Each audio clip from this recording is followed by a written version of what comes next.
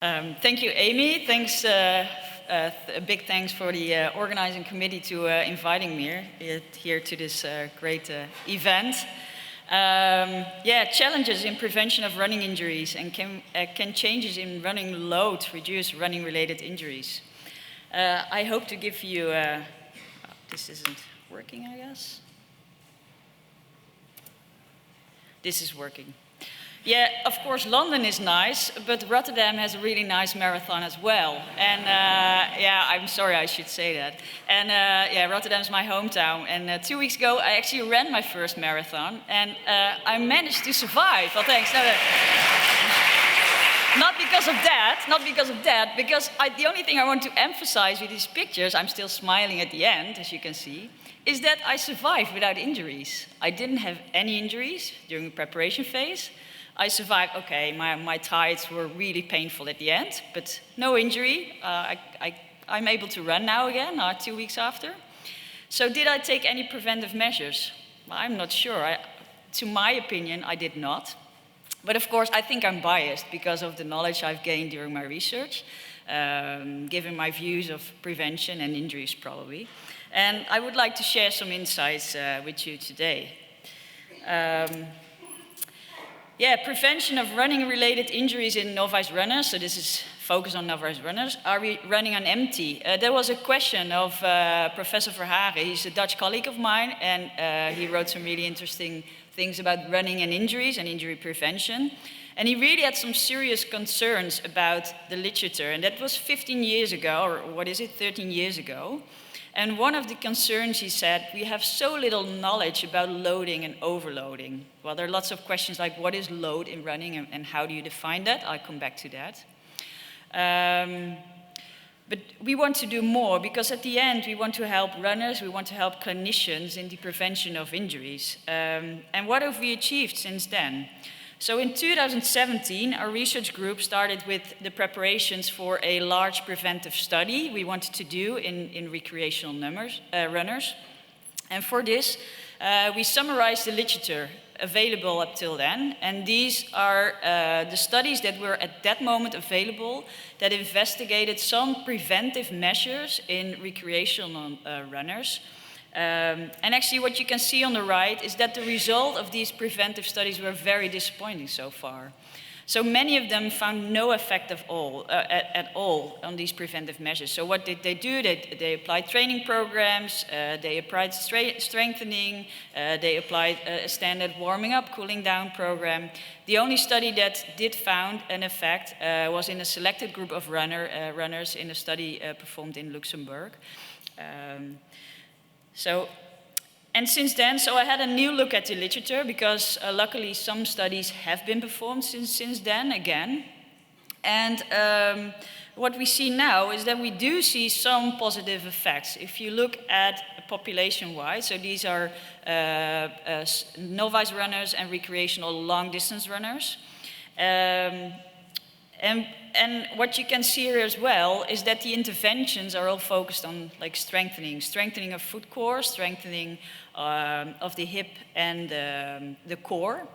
And I think it's really important to emphasize that these programs were all supervised programs. So people really actually went to a physiotherapist to follow a program. And I think that's good to remember. So we thought we could do it better actually, and yeah, maybe that's the Dutch way to think. I think we can do this, but I have to acknowledge we couldn't because we performed 2 large randomized trials in recreational runners. Together including more than 7,000 runners that participated in events as the Rotterdam Marathon, but also 10K, half a marathon.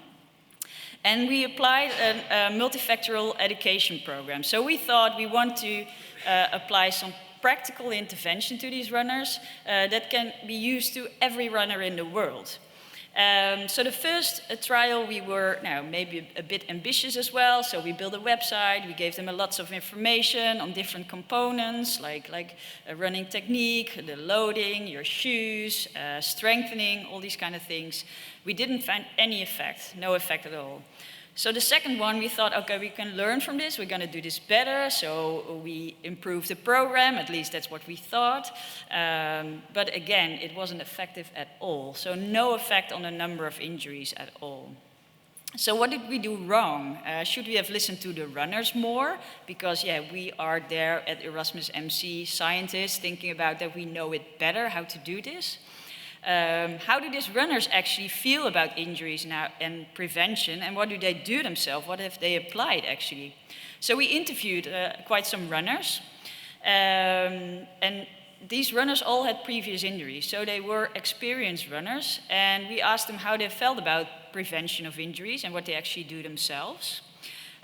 Some focused on loading, some on shoes, but in all interviews, it came back that they learned from their own experiences and that they applied that. So they had a sort of learning curve, and that they applied that. So for example, the first quote is, I'm just going to do nothing at all for a month. So reduce your load and take some rest and start over again. And I think the second quote is about, do it in like the strength training. So find out that it works for you. So I think given this, what I presented so far, I think my colleague 13 years ago said, are we running on empty? Well, I think definitely not, because there's absolutely work to do. So the 13th of April, 2 weeks ago, it was the Rotterdam Marathon, and how do you prepare? So this is a picture actually from how I prepared. So this is my schedule, and I didn't run into any injuries. And of course, that's the ideal picture, because the question really remains what optimal loading for recreational runners actually is. And it will probably depend on several factors, like your environment or many different things. For example, did it matter for me that I always participated in sports since I was a kid from 7 and different sports? Did it matter that I already ran like 5Ks from the age of 24? Did it actually matter that I followed this schedule that was made for me? I don't know. So if you think about load management and poor loading, the load management is really is tricky. So you can see the picture here. And why is it so important, the load management? Because it is assumed that the training load is imposed by running, and it plays an important role in the development of overuse injuries as a consequence of running too much too soon. So do not take enough rest, and you end up in the red area as shown in this figure. But how then do we express training load, and how do you change training load, and does that relate to injuries? So back in 2008, when I did my PhD, actually, life was very easy, actually. It was pretty simple, because we didn't use these GPS watches yet, so we didn't have these big data, as Barry presented. Maybe we had it a bit. But we just asked people, so how much did you run last week, last month, what did you do? And then we looked at whether there was an association between what they reported in questionnaires and whether they ran into any injuries, like a knee or a calf injury or whatever. And these are results that I presented in my thesis, and as you can see, there seem to be some associations. So I found, for example, that the times you participate in a race each year, so the more you participate, the more risk you have on sustaining a new injury. But yeah, life has become better. And I saw this sign in Rotterdam a lot, and it sort of frustrated me because I do not have any followers on Strava, so the kudos, I don't care about it. But we do have Strava, and as shown, there's lots and lots of data, big data out there. But life has became also more complex, and maybe Barry should have been next to me in my department, because he could have helped me probably a lot, because I was like, oh, but now we have all the training data, but what to do with it and how to interpret it. And how to interpret actually what is training load.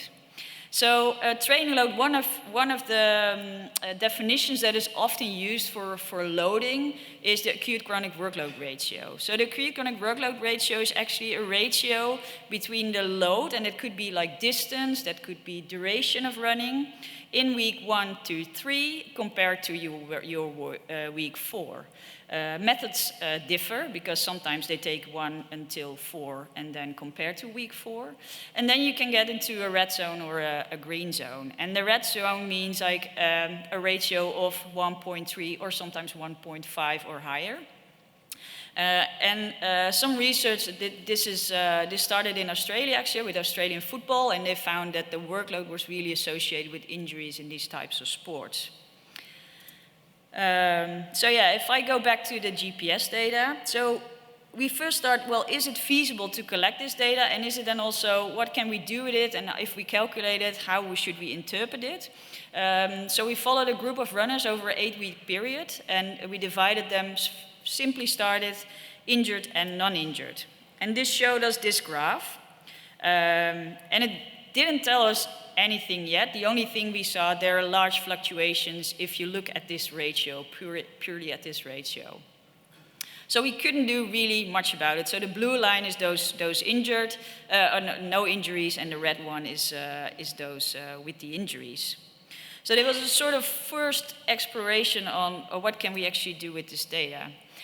But we thought we should do more about it. And there are more methods to express actually the loading. So the different methods used, and also different cutoffs used. So we analyzed GPS data, and I thought we had big data because we had 430 recreational runners, and that meant like we almost had 23,000 training sessions. Maybe it's small data, but anyhow, we needed to handle this. And this figure shows the percentage of training sessions that were defined as high training load sessions following these predefined definitions of weekly training load change. So this is all expressed now in running distance, just to keep it a bit easier. And so you have the acute chronic workload ratio, and that can be calculated as a coupled one. So it's the method where you compare the 7 days, so the week 4 compared to week 1 until 4. You have the uncoupled, where you say week 1 until 3 compared to week 4. And then there's another one, and that's the exponentially weighted moving average. That's a bit less applied, I guess, in which that decreasing weight is assigned for loaded values that have been applied a longer time ago. The left one, the weekly training load, that is more the traditional one. So you probably all know the rule, don't increase your training load with more than 10%. That's probably an old one. We picked the 30%, and that is based on literature and studies that have been done in Denmark that showed an association between a more than 30% increase and running injuries. So what you see here, that there are large differences between the definition of a training load and being at risk potentially in such per training session in such a population. So for example, if we compare the weekly training load change, then like 33% of the training sessions you are potentially at risk. While if you look at the acute chronic workload ratio, there is only like the coupled one, there's only 17%, so it's much lower. So if you then compare these methods, so what is the overlap between your potential high risk trainings? In this figure, you see that there's quite some overlap, but mainly between the acute chronic workload ratio methods, and that's shown here on the right. So if we compare these three methods, what you see here that the weekly training load of 30% is really different from the other methods. And what you can also see here is that the coupled method of the acute chronic workload ratio has overlap with the other two and actually with the three methods. So yeah, we did this to explore like what should we actually do and how should we continue with this research. And then we decided, well, first should we look at, let's look at the coupled method of the acute chronic workload ratio and look if we can find an association with the occurrence of injuries in these recreational runners using GPS data. So we used data of a randomized controlled trial we did, the ineffective preventive trial actually. So there were more than 4,000 runners in that. They all registered for a running event, and the primary outcome was a self-reported running-related injury during the time that we followed them. So how did this go? So they registered for the running event, the study started, they filled in a questionnaire, They received a questionnaire 1 month and 1 week before the event they registered for. Then they had the running event, and there was another questionnaire 1 month after. And for the running injury registration, we send them a bi-weekly questionnaire, very short if they ran into any new injuries. So the average injury registration time was 5 months. So we had 4,000 runners in this study, and we asked them in retrospect if they were willing to share their GPS data. And that was a mistake we made, because probably we would have had much more data if we did that at the start of the study. We didn't, but still more than 500 were willing to share their GPS data. Some did. We checked whether they really reported all sessions, because if you only report like 50%, if you record only 50% of your training session, we thought that's not reliable data. So we set a cutoff of 80%. So we, at the end, we had 461 runners. And yeah, what is then a running-related injury? Because I spoke about loading, because what is a running-related injury? Well, that's a self-reported injuries, that's how we define it, of any muscles, joint, tendons, bones in the lower back of lower extremities. That's caused by running, so that's an important one. It can be either training or competition. And it has to be severe enough to cause a reduction in running distance, speed, duration, frequency at least for 7 days, or 3 consecutive scheduled training sessions. Or there had to be a consultation of a physician or other healthcare professional. So then the acute chronic workload ratio. So we used a coupled method. So that is the acute workload, so the 7 days divided by the chronic workload. And we calculated that for every training session, and we calculated it for distance, duration, and speed. And then we analyzed it. We used the acute chronic workload ratio for every person, so it was calculated for every training session.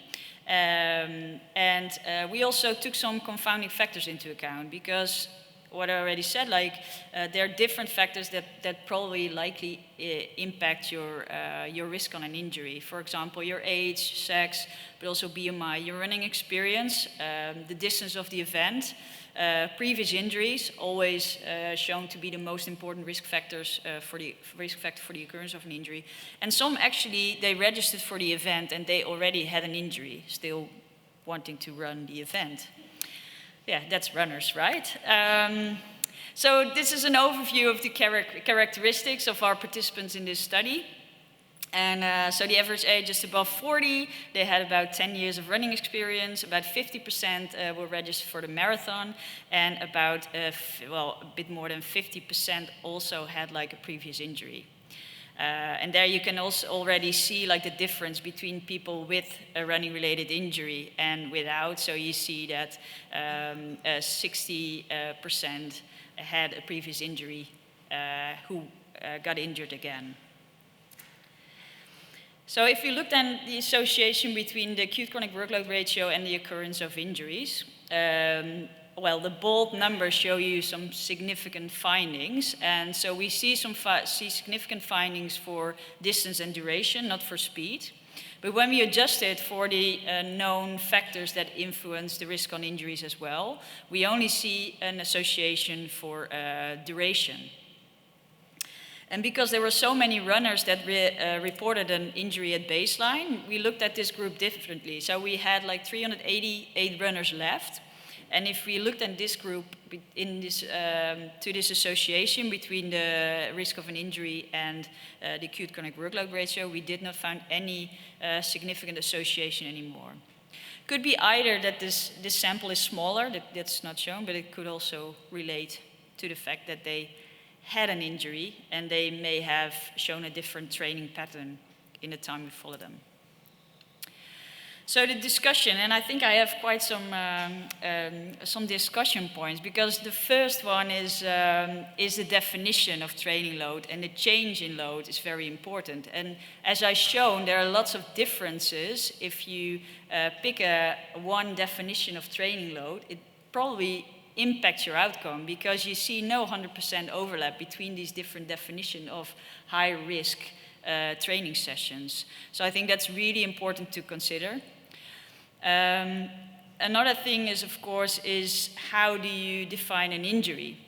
Because this may directly relate to your outcome in your training load, because we defined it also as like pain, and if you have pain, it may, like often, an overload injury starts with some pain, and at a certain point you think, oh, this is no good, that might be an injury. But at the time you think, well, this is pain, you may reduce your training load already. So if you reduce that already, we take that into account in your acute chronic workload ratio. But that might be actually something good to do. But what do you do then? The short term before, you report an injury 7 days after you reduced your training load. Then we will likely not find a high acute chronic workload ratio, because you try to do the good thing. So if how you define it and how that interacts with your training load, it's also something really important to consider, I think. Another thing that is we showed it's very important is the type of data analysis. We did different type of data analysis, and these all show different results. So and that's made us think like where are we really looking at, and like also the adjustment for some potential factors. It seemed very important to do that. And also important, we have no information about the subjective rate of perceived exertion. Well, I think that's probably very important in this training factor and how much you load. And finally, there are some differences with published literature. There are some studies that have shown associations between the acute chronic workload ratio and the occurrence of injuries, but they have looked at it from a different perspective, with different definitions, also different definitions of the acute chronic workload ratio, but also different types of analysis. So, for example, only looking at number of training sessions that do exceed the 1.3 or 1.45 threshold. And I think very important to consider is the clinical relevance, because yes, we showed a significant association between training load and risk on injuries. But if you look at it, if you think about it, it's a 1.33 hazard ratio. So that means that you're 33% more likely to suffer an injury by an increase of 1 point of this acute chronic workload ratio. And 1 point on this ratio is a lot. That's a lot. Because only 0.7% of all the training sessions within our sample actually had an increase of 1 point. So, yeah, if we look at these risk factors, and I want to show you this one. This is recently published last year, and I wanted to emphasize this part. So we do know that, training load is probably associated with the risk on injuries, and the green ones are small effect sizes, the red ones are larger effect sizes, so stronger associations between the occurrence of injuries. But given the challenges we still have, I think it's really hard to say, well, this much you should do, and then you're probably safe. And I was also wondering, listening to the talk of Barry, like you should run more in like lower pace, but what will that do with your injury risk? Like, I don't know, I'm very curious. Would be nice to look at it.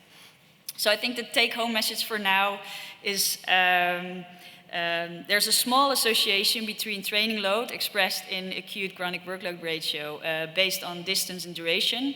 The clinical relevance, however, is questionable given the small hazard ratios and the inconsistency of findings we have. And a multifactorial base of injury incidence will definitely require a multifactorial preventive measures, so not only focus on training load, but take more factors into account. I'm sure about that. So I would like to thank the Rotterdam Marathon Study Group for supporting me and recruiting all these participants for a study, and my team members from Rotterdam and our funding agency in the Netherlands. Thank you very much.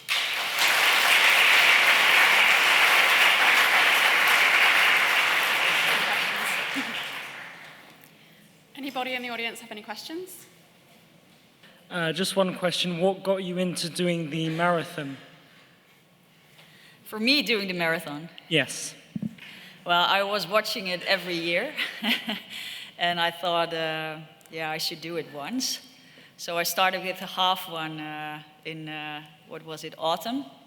And then I increased my training load actually, and I thought, I see where I can get to, and I managed to do it. Yeah. Thanks.